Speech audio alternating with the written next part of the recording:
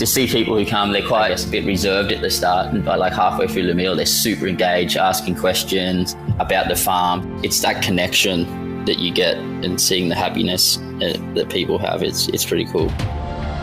This is the Deep in the Weeds podcast. I'm Anthony Huckstep. Sustainability, provenance, working with the seasons, respecting the whole animal, and using every part. It's become a real focal point for the industry as it looks to move forward, not only provide amazing dining experiences, but ensure longevity of the planet too. Dylan Cashman is a chef and owner of the Blue Door in Surrey Hills, Sydney. Dylan, how are you? I'm good, thanks. How are you? How about yourself? I'm good. It's good to have you on the show. You've opened a restaurant during the pandemic in a real hotspot in the country, Surrey Hills. What's it been like opening during this period of time?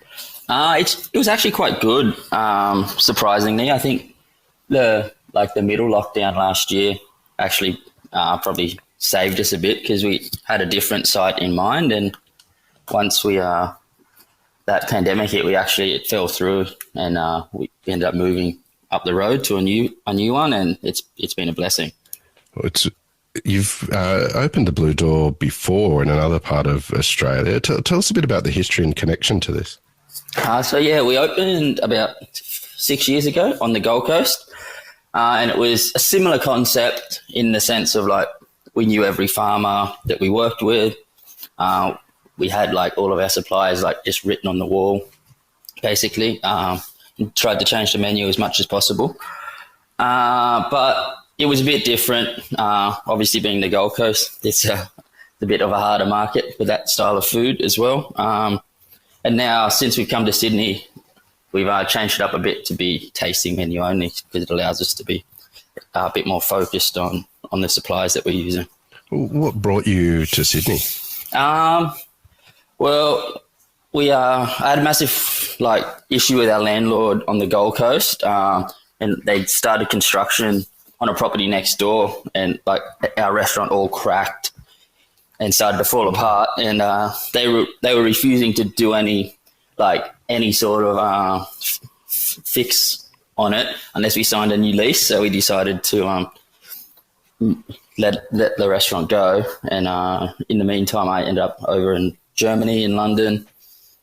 And when COVID was happening, I came back, and Sydney was sort of a more natural spot, I guess, with the beaches and whatnot that we have in Sydney. That's sort of how it all ended up being in Sydney. Well, I want to explore what you're doing and that real connection that you're fostering with farmers and using the whole beast. Take us back to when you were young. What sort of role did food play in your family?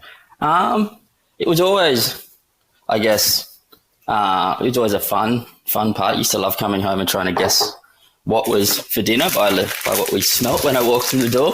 But my mum never was I wouldn't say I had one of those golden food childhoods of sitting under the table while they're making pasta or anything like that. It was very much just like picnics at the beach and that style.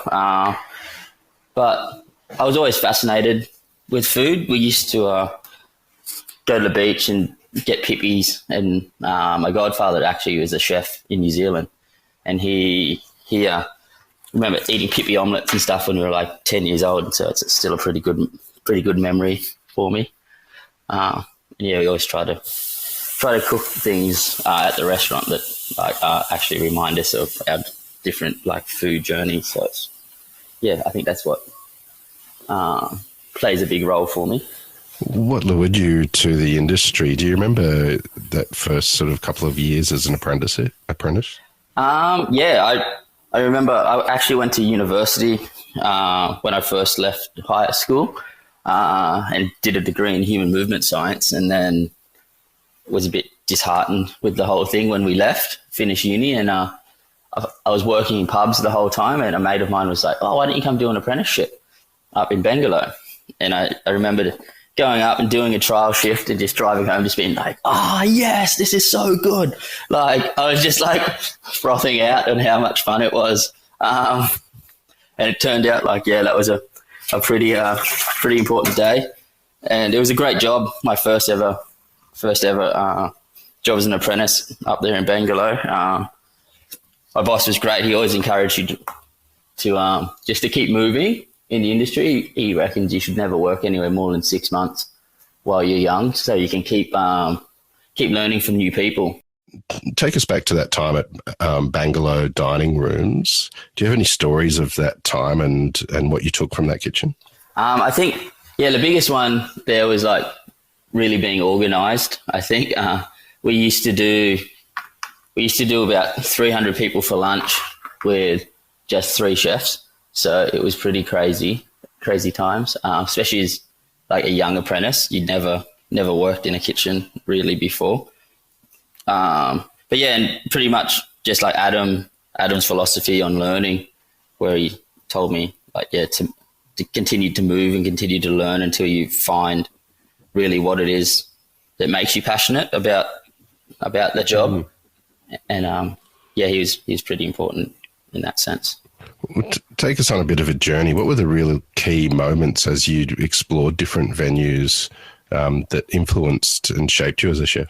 I think I still remember about maybe like 6 months after I started at Finn's, I stuffed up cooking a piece of fish, and Snowy said to me, it really stuck with me. Like I buy you the best ingredients. All you have to do is cook it. So you've really made an effort to stuff it up. And I think that's always sort of stayed in my head, that if you buy the best stuff, all you have to do is just cook it, pretty much. So that's always been the goal with our restaurant. You've worked in kitchens such as Sean's Panorama and Cottage Point Inn. What sort of impact did those kitchens have on you?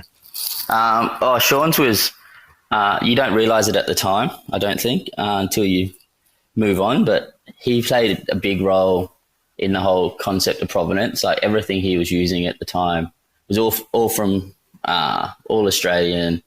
I remember having asparagus, and we worked out it was like $5 a spear at the time, and he was like, "Oh well, who cares? We'll just charge $45.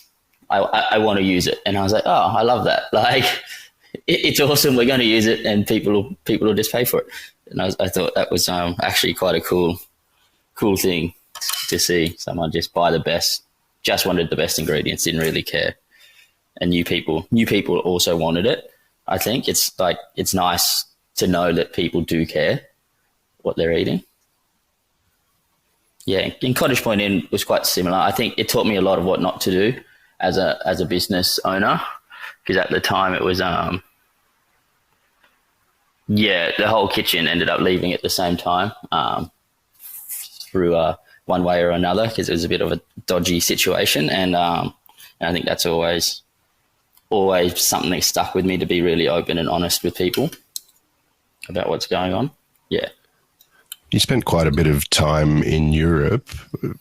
Do you have any stories of the experiences you had over there and the impact it had on you?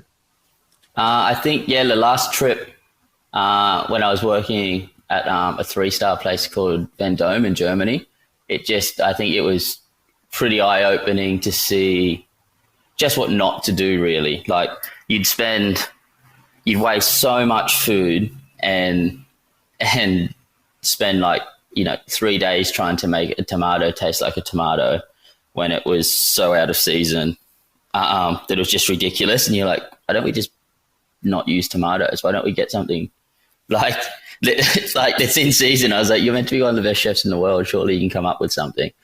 And so I think that really stuck with me, just the sheer amount of waste. Like we had this cucumber dish that it used all of the cucumber, but you actually had to use 10 kilos of each one and throw it the other part away, but then you used the other to get it, if that makes sense. So it was just like astronomical, the amount of waste. You're involved with the opening of Brixton Laundry in London as well. How different was that compared to other kitchens you'd worked in? It was pretty interesting, the laundry, because it was like we had multi-levels. Brixton is such a hard place to get quality chefs as well in London. And so we were doing like breakfast, lunch, and dinner 7 days a week. Super different concept for me. But it was really cool because we got to work with some amazing suppliers. Like I got to go down to Cornwall and meet Matt Chatfield down there, who's running the Cornwall project and doing a thing called like Cull Yours, which is old like 8 to 10 year old sheep, which it was like this phenomenal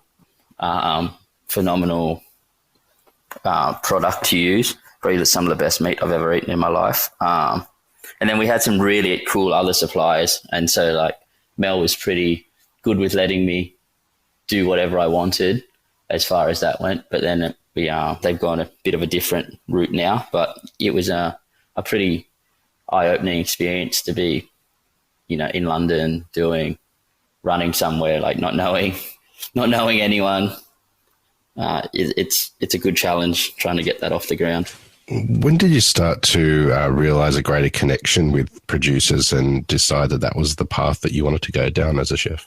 I think when I first came back to Australia, like after living in Germany the first time, and I was back working up in the Northern Rivers, and like you drive past all these farms to go to the restaurant, and we weren't buying anything from them. And then I sort of stopped one day and asked, like, where's all this going?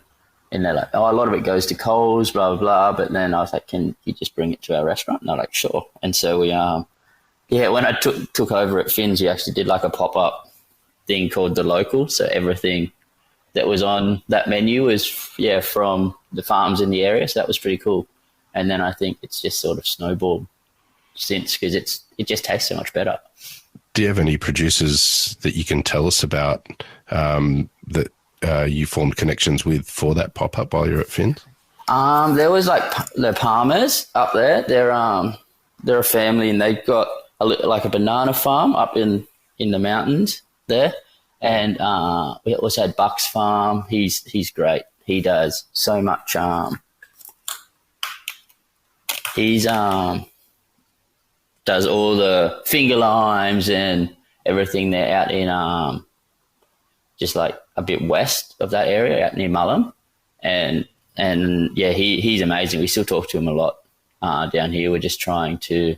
He got really hit badly with COVID up there, so they're just trying to get back up and running at the moment, because everybody all around him sold all their farms and everything. He's pretty much the last guy left up there now. When did the idea of the Blue Door first sort of appear, and how did you get the wheels in motion to open your first restaurant? I had been like obviously working up the coast, and it just got a bit to that point where I think every chef sort of gets like that, where they think they can do it better, and I just couldn't really see myself staying in the industry and working for somebody much longer, because it was just sort of going against what I believed was the right way to go forward. And so my first ever boss, me and him were sort of looking for somewhere to do something, and then I found a venue up on the Gold Coast, and we sort of looked at it. He said it looked pretty good, but he wasn't in a position to actually do anything with me. And but I just did it myself. My dad lent me some money, and that was it, really. And then that's how we came up with the Blue Door, because it was just I could never think of a name, because I was like, I'm just like the most generic, like we have no like family history of anything or anything like that. And there was a Blue Door on it, and it was on Fifth Avenue, so we literally called it the Blue Door on Fifth. And then my partner loved the name, so we just kept it, and we put a Blue Door on down here and called it the Blue Door. Take us back to the original restaurant. You said it's a bit different to what you're doing now in a way, but can you give us a sort of an idea of the sort of food you were cooking and the connections that you were making with the local producers there? So it was. When I say a bit different, it was like we did a la carte up there, which is always like a different challenge, I guess, to tasting menu. But we're cooking, I guess, like modern Australian with a soup, just really focused on using only local stuff. So like, for example, like we were only using beef from like the Northern Rivers area, like everything. All of our produce was coming through like the abattoirs in Casino. That was sort of like a prerequisite for us. And then all the seafood, it was quite good. Like you form those connections from fins, I guess. Like we'd get messages off the fishermen before they like had even gone to the market. So it was pretty fun. I used to always joke that like we'd sold the fish before the guys in Sydney had put it on their Instagram. But yeah, it was a cool little venue. I think it was a sort of a good like stepping stone in a way to actually to what we're doing now, because it was like a good way to learn basically the ropes and what it takes to run a business. Is there a dish or two from that period of time that you can tell us about that sort of epitomizes what you were doing on the Gold Coast? I guess maybe we did like our fish dish, or I guess actually probably the Brussels sprouts dish actually was the one that like we were most known for, which it was quite surprising because I didn't think that would happen. But the Brussels sprouts seemed to blow people's minds, that they were tasty. And we just did them like, they just cooked 3 different ways. So we like peel them all down and cook the hearts in caramelized yogurt, and then blanch like the middle leaves with lemon myrtle, and then fry the rest, and had pickled chili and tahini and stuff. And people, it really was. Even I went and like helped open a restaurant in Brisbane, and the people coming were like, no, do the Brussels sprouts. And I was like, it's not my restaurant. I can't just do what we want. But yeah, it was, that's probably the dish that I guess, or one of the desserts that we did like a smoked vanilla pavlova dish, and that was with yuzu from Buck's Farm, and I think that was probably the 2 mainstays of that restaurant. I think that we haven't actually revisited them since we've opened down here, but I'm sure we will one day. With that focus that you have on local producers, what's it been like fostering those relationships while you've been in Sydney and connecting to the growers within the Sydney Bowl? It's actually probably one of the blessings of COVID was that we had nothing but time, essentially. So we it's been really fun. Like we work with a couple of guys like quite close to Sydney. So up in the Blue Mountains, we have Aaron at Bilpin, and he supplies us with most of our fruit and veg. And so we go up there a fair bit and see him. And then it's been really fun to go out to Gundui Beef out near Mudgee, and we found an awesome chicken supplier by visiting our pork supplier, Andrew, up at Near River. He's like, are you going down the road to see Sasha? I'm like, who's Sasha?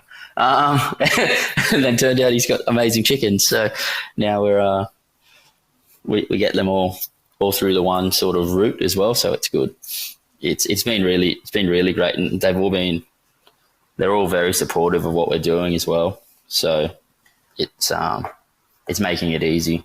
I think it's a pain at the moment because no one's got a lot of stuff, but that's part of the game. Have these connections changed the way you cook at all? Oh yeah, it's very much like we basically wait until today, like Mondays, and I'll work out the menu for this week. like today, basically, because everyone sends through what they have on a Sunday. And so Sunday's a bit of a busy day off because you make all the phone calls and try to work out where we stand as far as like fruit and vegetables go. And then we're sort of try to work ahead, like with the meats, because we only buy whole animals.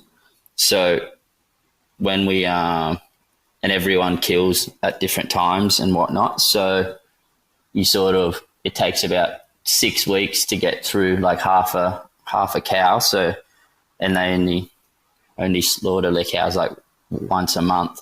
So you sort of have to be planning ahead a bit as to what cuts of meat you're going to have with that. But then we just go backwards basically and cook what's in front of us. What sort of pressures does that sort of weekly changing menu put on you with the relying on different produce like that? I think Monday and Tuesday nights are always a bit sleepless because you're waiting for things to arrive on Wednesday, and we open at 5:30. So it's almost worse for my partner who does the wine pairing, because she then has to pull something out depending on what I've decided on. But yeah, I guess every week is just, it's a bit stressful to be like, is this good? Is this keeping the standard of what we want to do? But at the same time, I think it's just it keeps you interested as well, and keeps everyone on their toes and learning and not taking shortcuts. So it's a good pressure to have. What surprised you about running your own business as opposed to running the kitchen of someone else's? Well, the sheer amount of overheads and stuff that you really don't see, I guess, when you're just concerned with looking after how much the food expenditure is. Like the fact that, that 0.5% increase in superannuation that the government has brought in, you get like, oh wow, everyone's wages have gone up like that much more. From that, like the council rates, how much things break that you have to get fixed, all the insurance that you need to have, even little things like the fact that you have to have security footage for your liquor license, things like that, that just really add up, especially to your week where you just like, oh my God, I've got so much to do and still have to produce a menu. It's, but yeah, I think it's all a bit easier now. Now that it's my second time around. What's the response been like to the product that you're offering in Surrey Hills, which is a renowned restaurant suburb in Sydney? It's been so overwhelmingly positive for us. I really couldn't have asked for it to be received any better than it has. Like we opened in October, and we've got customers now who are on their like third and fourth visit, because they're just like, oh, it really does change every week. And you're like, yeah, it definitely does. It's not just a marketing ploy. And so like, that's like the best proof that it is going well, is that people are coming back, I think, especially only being 18 seats. The fact that they're like hustling to get bookings is pretty good. You mentioned that you work with your partner as well, who looks after the wine offering. What's it like managing the sort of relationship in and outside of the work and getting the best product out? It's been pretty good for us so far. Touch wood, anyway. And no, she's really great. We enjoy seeing each other like succeed and do what we love, and like to see her work on the floor and explaining the connection that the wine actually gives the food and how it elevates the food. It's pretty inspiring for me. It actually makes me want to be better every week, so that it makes her job easier as well. And so I think we're quite lucky in that respect, that we like to do it we generally like spending all our time together, so it's not too stressful. You try and focus on sustainability and using the whole beast. Do you have any sort of tips or advice on how to do that in a commercial setting?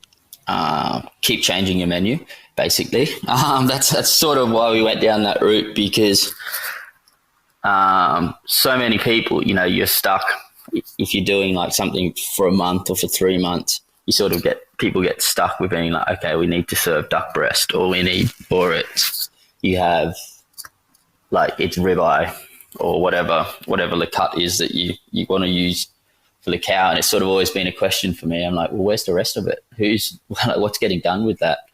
And so that's why we change so much. Like some weeks we'll serve 4 different cuts of beef, for example, like as we work through, because you only get, so like when you have hanger and onglet and those smaller cuts, you want to serve it in its best light. So we'll just change and just that's probably the biggest one for us, is having that ability to be flexible. Because if you're not, you just, as much as you want, you just end up, I guess, with a whole heap of preserved things and like garums and whatever, and eventually like you'll run out of room, basically. So we're quite lucky. We make all our own charcuterie in-house as well, so we use that for our snacks a lot, and that really helps as well.